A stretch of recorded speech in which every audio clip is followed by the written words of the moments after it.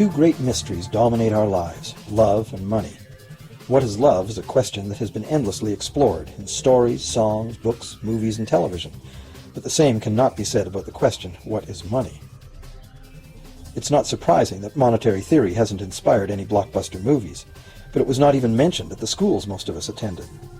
For most of us, the question, where does money come from, brings to mind a picture of the mint printing bills and stamping coins. Money, most of us believe, is created by the government. It's true, but only to a point. Those metal and paper symbols of value we usually think of as money are indeed produced by an agency of the federal government called the mint. But the vast majority of money is not created by the mint. It is created in huge amounts every day by private corporations known as banks. Most of us believe that banks lend out money that has been entrusted to them by depositors. Easy to picture, but not the truth. In fact, banks create the money they loan, not from the bank's own earnings, not from the money deposited, but directly from the borrower's promise to repay. The borrower's signature on the loan papers is an obligation to pay the bank the amount of the loan plus interest, or lose the house, the car, whatever asset was pledged as collateral. That's a big commitment from the borrower. What does the same signature require of the bank?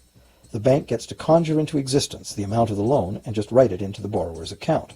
Sound far-fetched? Surely that can't be true. But it is. To demonstrate how this miracle of modern banking came about, consider this simple story, the goldsmith's tale. Once upon various times, pretty much anything was used as money. It just had to be portable, and enough people had to have faith that it could later be exchanged for things of real value, like food, clothing, and shelter. Shells, cocoa beans, pretty stones, even feathers have been used as money. Gold and silver were attractive, soft, and easy to work with, so some cultures became expert with these metals. Goldsmiths made trade much easier by casting coins, standardized units of these metals whose weight and purity was certified. Well, to protect his gold, the goldsmith needed a vault, and soon his fellow townsmen were knocking on his door, wanting to rent space to safeguard their own coins and valuables. Before long, the goldsmith was renting every shelf in the vault and earning a small income from his vault rental business. Years went by, and the goldsmith made an astute observation. Depositors rarely came in to remove their actual physical gold, and they never all came in at once. That was because the claim checks the goldsmith had written as receipts for the gold were being traded in the marketplace as if they were the gold itself. This paper money was far more convenient than heavy coins, and amounts could simply be written instead of laboriously counted one by one for each transaction. Meanwhile, the goldsmith had another business. He lent out his gold, charging interest. Well, as convenient claim check money came into acceptance, borrowers began asking for their loans in the form of these claim checks instead of the actual metal. As industry expanded, more and more people asked the goldsmith for loans. This gave the goldsmith an even better idea. He knew that very few of his depositors ever removed their actual gold, so the goldsmith figured he could easily get away with lending out claim checks against his depositors' gold, in addition to his own. As long as the loans were repaid, his depositors would be none the wiser and no worse off. And the goldsmith, now more banker than artisan, would make a far greater profit than he could by lending only his own gold. For years, the goldsmith secretly enjoyed a good income from the interest earned on everybody else's deposits. Now a prominent lender, he grew steadily richer than his fellow townsmen, and he flaunted it. Suspicions grew that he was spending his depositors' money. His depositors got together and threatened withdrawal of their gold if the goldsmith didn't come clean about his newfound wealth. Contrary to what one might expect, this did not turn out to be a disaster for the goldsmith. Despite the duplicity inherent in his scheme, his idea did work. The depositors had not lost anything. Their gold was all safe in the goldsmith's vault. Well, rather than taking back their gold, the depositors demanded that the goldsmith, now their banker, cut them in by paying them a share of the interest. And that was the beginning of banking. The banker paid a low interest rate on deposits of other people's money that he then loaned out at a higher interest. The difference covered the bank's cost of operation and its profit. The logic of this system was simple, and it seemed like a reasonable way to satisfy the demand for credit. However, this is not the way banking works today. Our goldsmith banker was not content with the income remaining after sharing the interest earnings with his depositors, and the demand for credit was growing fast as Europeans spread out across the world. But his loans were limited by the amount of gold his depositors had in his vault. That's when he got an even bolder idea. Since no one but himself knew what was actually in his vaults, he could lend out claim checks on gold that wasn't even there. As long as all the claim check holders didn't come to the vault at the same time and demand real gold, how would anyone find out? This new scheme worked very well, and the banker became enormously wealthy on the interest paid on gold that did not exist. The idea that the banker would just create money out of nothing was too outrageous to believe, so for a long time the thought did not occur to people. But the power to just invent money went to the banker's head, as you can well imagine. In time, the magnitude of the banker's loans and his ostentatious wealth did trigger suspicions once again. Some borrowers started to demand real gold instead of paper representations. Rumors spread. Suddenly, several wealthy depositors showed up to remove their gold. The game was up. A sea of claim check holders flooded the street outside the closed doors of the bank. Alas, the banker did not have enough gold and silver to redeem all the paper he had put into their hands. This is called a run on the bank, and it is what every banker dreads. This phenomenon of a run on the bank ruined individual banks and, not surprisingly, damaged public confidence in all bankers. It would have been straightforward to outlaw the practice of creating money from nothing. But the large volumes of credit the bankers were offering had become essential to the success of European commercial expansion, so instead the practice was legalized and regulated. Bankers agreed to abide by limits on the amount of fictional loan money that could be lent out. The limit would still be a number much larger than the actual value of gold and silver in the vault. Quite often the ratio was 9 fictional dollars to 1 actual dollar. Regulated. Bankers agreed to abide by limits on the amount of fictional loan money that could be lent out. The limit would still be a number much larger than the actual value of gold and silver in the vault. Quite often the ratio was 9 fictional dollars to 1 actual dollar in gold. These regulations were enforced by surprise inspections. It was also arranged that, in the event of a run, central banks would support local banks with emergency infusions of gold. Only if there were runs on a lot of banks simultaneously would the banker's credit bubble burst and the system come crashing down.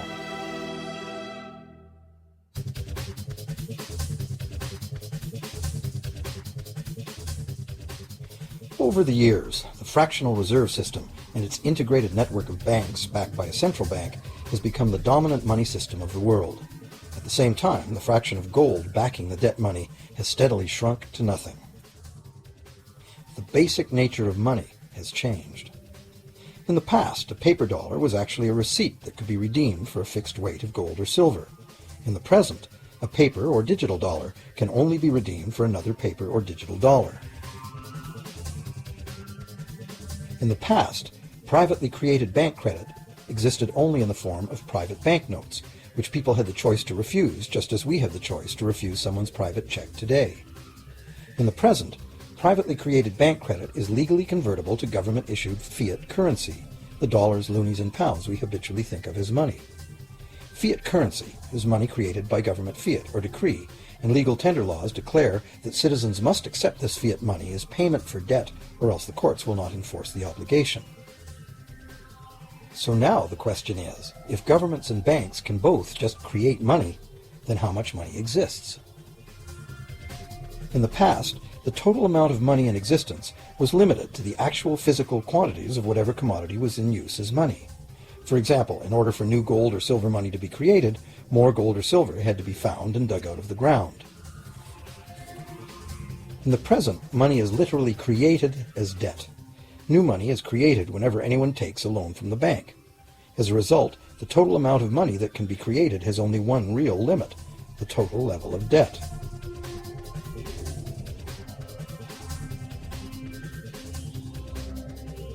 Governments place an additional statutory limit on the creation of new money by enforcing rules known as fractional reserve requirements. Essentially arbitrary, fractional reserve requirements vary from country to country and from time to time.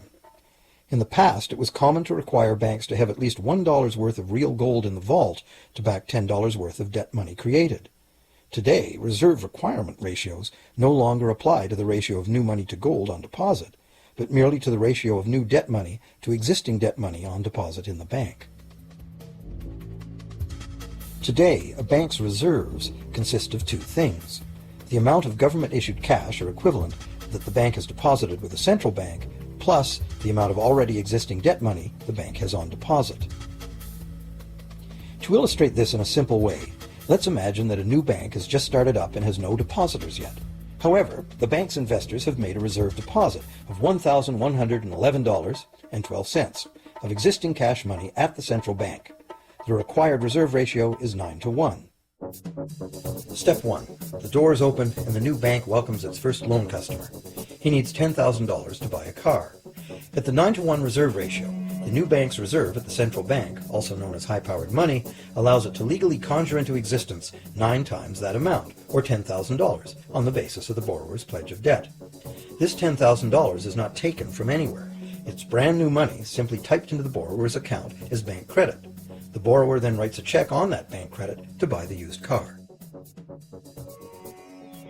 Step 2. The seller then deposits this newly created $10,000 at her bank. Unlike the high-powered government money deposited at the central bank, this newly created credit money cannot be multiplied by the reserve ratio. Instead, it's divided by the reserve ratio. At a ratio of 9 to 1, a new loan of $9,000 can be created on the basis of the $10,000 deposit. Step 3. If that $9,000 is then deposited by a third party at the same bank that created it or at a different one, it becomes the legal basis for a third issue of bank credit, this time for the amount of $8,100. Like one of those Russian dolls, where each layer contains a slightly smaller doll inside, each new deposit contains the potential for a slightly smaller loan in an infinitely decreasing series. Now, if the loan money created is not deposited at the bank, the process stops. That's the unpredictable part of the money creation mechanism. But more likely, at every step, the new money will be deposited at a bank, and the reserve ratio process can repeat itself over and over until almost $100,000 of brand new money has been created within the banking system. All of this new money has been created entirely from debt, and the whole process has been legally authorized by the initial reserve deposit of just $1,111.12, which is still sitting untouched at the central bank. What's more, under this ingenious system, the books of each bank in the chain must show that the bank has 10% more on deposit than it has out on loan. This gives banks a very real incentive to seek deposits in order to be able to make loans, supporting the general but misleading impression that loans come out of deposits. Now, unless all the successive loans are deposited at the same bank, it cannot be said that any one bank got to multiply its initial high-powered money reserve almost 90 times by issuing bank credit out of nothing. However, the banking system is a closed loop.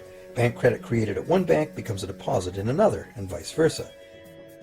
In a theoretical world of perfectly equal exchanges, the ultimate effect would be exactly the same as if the whole process took place within one bank. That is, the bank's initial central bank reserve of a little over $1,100 allows it to ultimately collect interest on up to $100,000 the bank never had.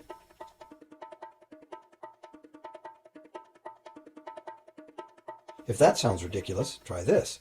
In recent decades, as a result of steady lobbying by the banks, the requirements to make a reserve deposit at the nation's central bank have all but disappeared in some countries, and actual reserve ratios can be much higher than 9 to 1. For some types of accounts, 20 to 1 and 30 to 1 ratios are common. And even more recently, by using loan fees to raise the required reserve from the borrower, banks have now found a way to circumvent reserve requirement limitations entirely. So, while the rules are complex, the common sense reality is actually quite simple. Banks can create as much money as we can borrow.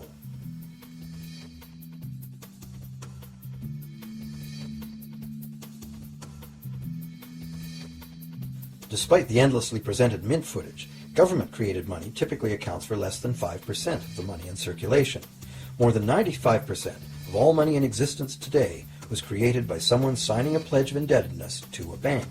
What's more, this bank credit money is being created and destroyed in huge amounts every day, as new loans are made and old ones repaid.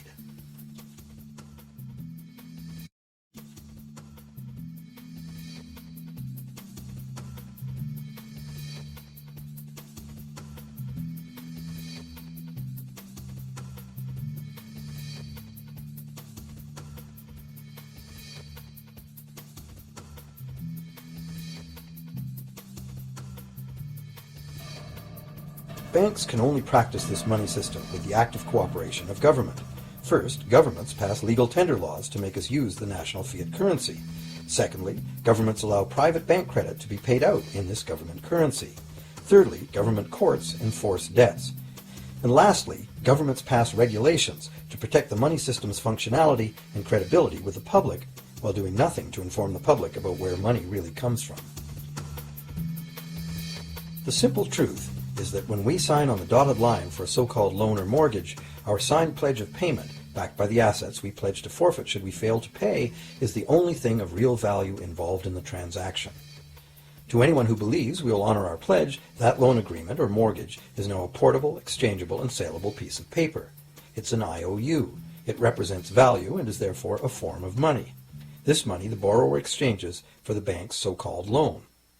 Now, a loan in the real world means that the lender must have something to lend. If you need a hammer, my loaning you a promise to provide a hammer I don't have won't be of much help. But in the artificial world of money, a bank's promise to pay money it doesn't have is allowed to be passed off as money, and we accept it as such.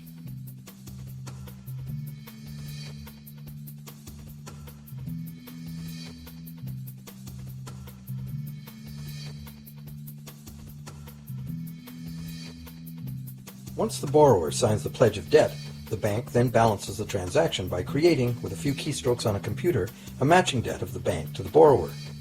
From the borrower's point of view, this becomes loan money in his or her account, and because the government allows this debt of the bank to the borrower to be converted to government fiat currency, everyone has to accept it as money. Again, the basic truth is very simple. Without the document the borrower signed, the banker would have nothing to lend. Have you ever wondered how everyone, governments, corporations, small businesses, families, can all be in debt at the same time and for such astronomical amounts? Have you ever questioned how there can be that much money out there to lend? Now you know. There isn't. Banks do not lend money. They simply create it from debt. And as debt is potentially unlimited, so is the supply of money. And as it turns out, the opposite situation is also true. Isn't it astounding that despite the incredible wealth of resources, innovation, and productivity that surrounds us, almost all of us, from governments to companies to individuals, are heavily in debt to bankers? If only people would stop and think, how can that be? How can it be that the people who actually produce all the real wealth in the world are in debt to those who merely lend out the money that represents the wealth? Even more amazing is that once we realize that money really is debt, we realize that if there was no debt, there'd be no money.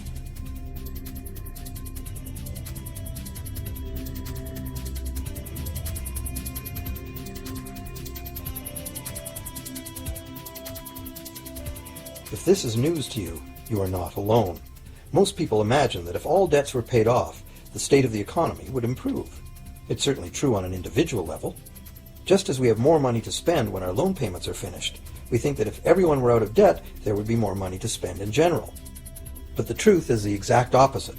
There would be no money at all. There it is.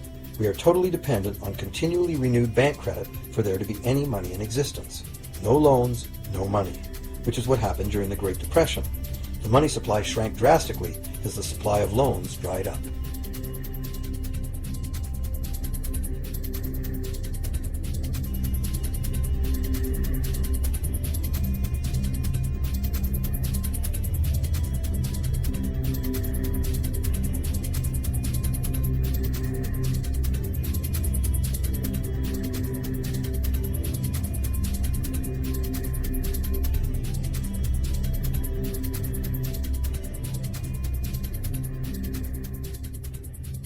And that's not all. Banks create only the amount of the principal. They don't create the money to pay the interest. Where is that supposed to come from?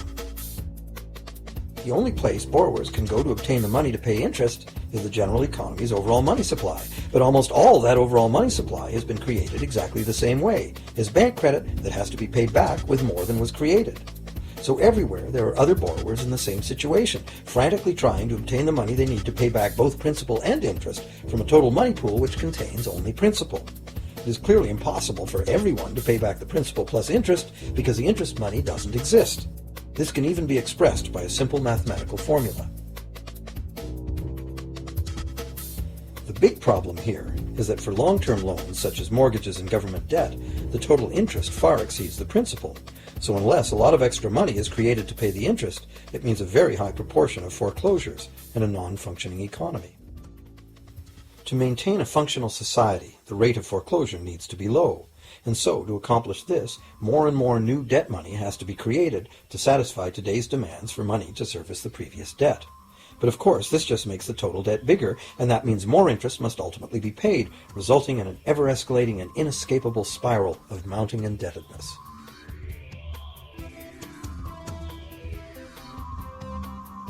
It is only the time lag between money's creation as new loans and its repayment that keeps the overall shortage of money from catching up and bankrupting the entire system.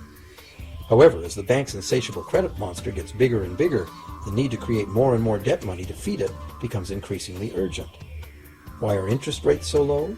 Why do we get unsolicited credit cards in the mail? Why is the US government spending faster than ever? Could it be to stave off collapse of the entire monetary system?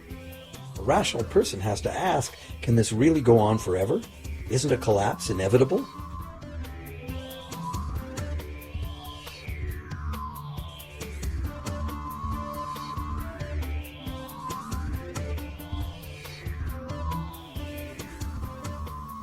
Money facilitates production and trade. As the money supply increases, money just becomes increasingly worthless unless the volume of production and trade in the real world grows by the same amount. Add to this the realization that when we hear that the economy is growing at 3% per year, it sounds like a constant rate, but it's not. This year's 3% represents more real goods and services than last year's 3% because it's 3% of the new total. Instead of a straight line, as is naturally visualized from the words, it is really an exponential curve getting steeper and steeper. The problem, of course, is that perpetual growth of the real economy requires perpetually escalating use of real-world resources and energy. More and more stuff has to go from natural resource to garbage every year, forever, just to keep this system from collapsing. What can we do about this downright scary situation? For one thing, we need a very different concept of money. It's time more people ask themselves and their governments 4 simple questions. Around the world, governments borrow money at interest from private banks. Government debt is a major component of total debt, and servicing that debt takes a big chunk of our taxes. Now we know that banks simply create the money they lend, and that governments have given them permission to do this. So the first question is, why do governments choose to borrow money from private banks at interest when government could create all the interest-free money it needs itself? And the second big question is, why create money as debt at all? Why not create money that circulates permanently and doesn't have to be perpetually reborrowed at interest in order to exist? The third question, how can a money system that can only function with perpetually accelerating growth be used to build a sustainable economy? Isn't it logical that perpetually accelerating growth and sustainability are incompatible? And finally, what is it about our current system that makes it totally dependent on perpetual growth? What needs to be changed to allow the creation of a sustainable economy? At one time, charging any interest on a loan was called usury and was subject to severe penalties, including death. Every major religion forbade usury. Most of the arguments made against the practice were moral. It was held that money's only legitimate purpose was to facilitate the exchange of real goods and services. Any form of making money from simply having money was regarded as the act of a parasite or of a thief. However, as the credit needs of commerce increased, the moral arguments eventually gave way to the argument that lending involves risk and loss of opportunity to the lender, and therefore attempting to make a profit from lending is justified. Today, these notions seem quaint. Today, the idea of making money from money is held as an ideal to strive for. Why work when you can get your money to work for you? However, in trying to envision a sustainable future and a practical problem, imagine a society and economy that can endure for centuries because, instead of plundering its capital stores of energy, it restricts itself to present-day income. No more wood is harvested than grows in the same period. All energy is renewable, solar, gravitational, geothermal, magnetic, and whatever else we discover. This society lives within the limits of its non-renewable resources by reusing and recycling everything, and the population just replaces itself. Such a society could never function using a money system utterly dependent on perpetually accelerating growth. A stable economy would need a money supply at least capable of remaining stable without collapsing. Let's say the total volume of this stable money supply is represented by this big circle. Let's also imagine that moneylenders must actually have existing money to lend. If some people within this money supply begin systematically lending money at interest, their share of the money supply will grow. If they continually re-loan at interest all the money that gets paid back, what's the inevitable result? Whether it's gold, fiat, or debt money doesn't matter. The moneylenders will end up with all the money. And after the foreclosures and bankruptcies are all filed, they'll get all the real property too. Only if the proceeds of lending at interest were evenly distributed among the population would this central problem be solved. Heavy taxation of bank profits might accomplish this goal, but then why would banks want to be in business? If we were ever able to free ourselves of the current situation, we could imagine banking run as a non-profit service to society, dispersing its interest earnings as a universal citizen dividend, or lending without charging interest at all.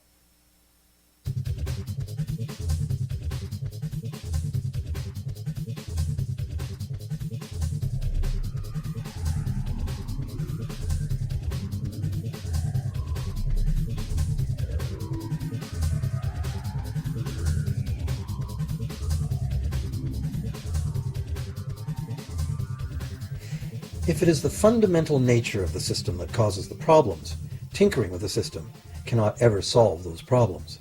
The system itself must be replaced. Many monetary critics call for a return to gold-based money, claiming that gold has a long history of reliability. They ignore the many scams that can be played with gold, shaving coins, debasing the metal, cornering the market, all of which were abundantly practiced in ancient Rome and contributed to its fall. Some advocate silver, it being more abundant than gold and therefore more difficult to corner.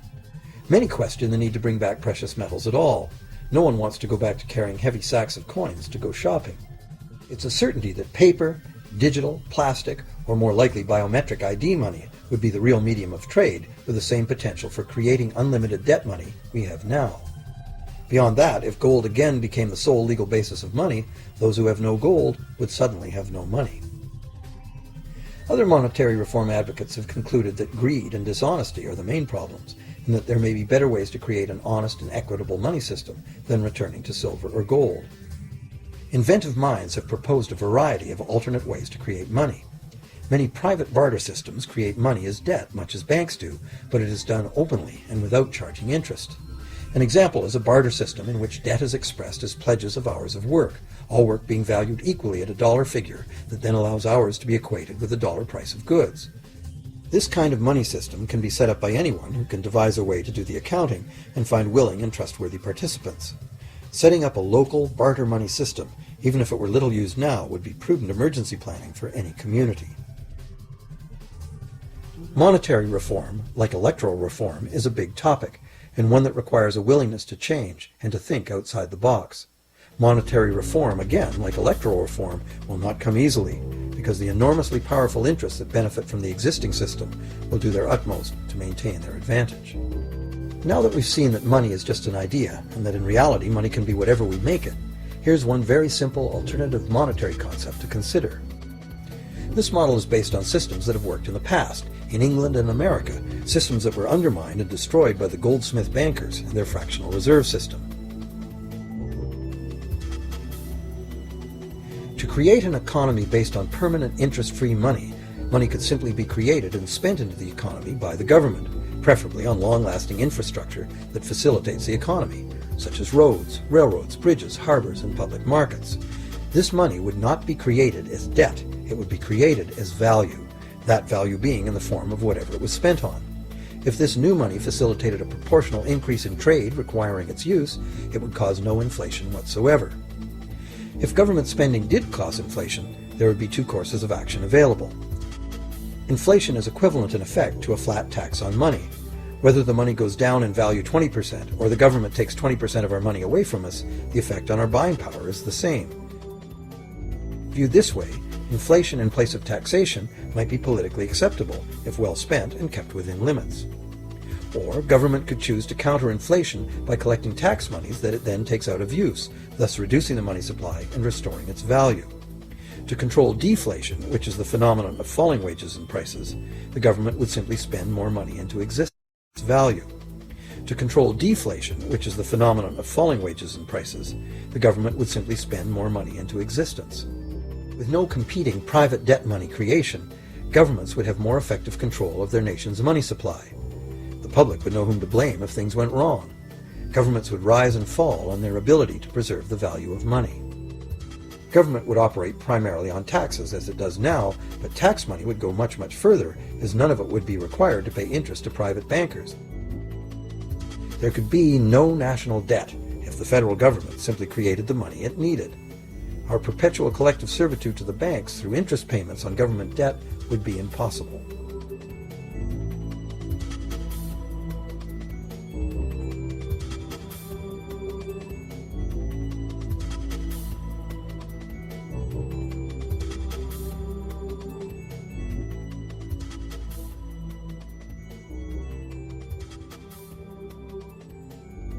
What we have been taught to believe as democracy and freedom has become in reality an ingenious and invisible form of economic dictatorship. As long as our entire society remains utterly dependent on bank credit for its supply of money, bankers will be in the position to make the decisions on who gets the money they need and who doesn't.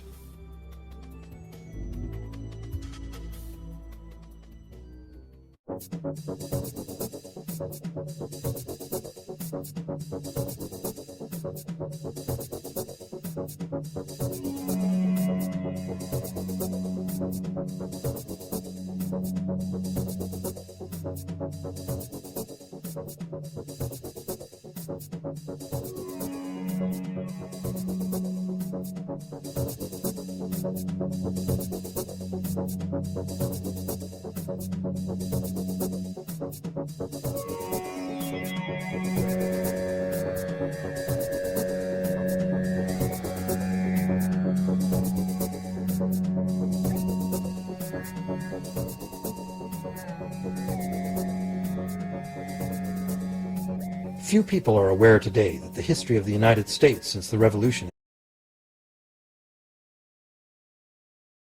in 1776 has been, in large part, the story of an epic struggle to get free and stay free of control by the European international banks.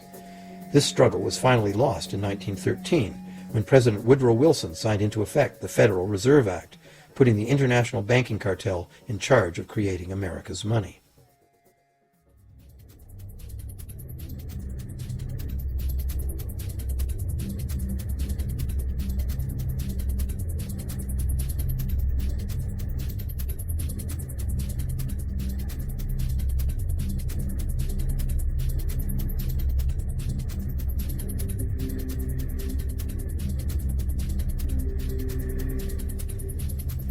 The power of this system is deeply ingrained. So is the educational and media silence on the subject. Years ago, a Canadian Deputy Prime Minister surveyed scores of non-economists, both highly educated professionals and common-sense people on the street, and found that not one of them had an accurate understanding of how money is created. In fact, it's probably safe to say that most people, including the frontline employees of banks, have never given the matter a moment's thought. Have you?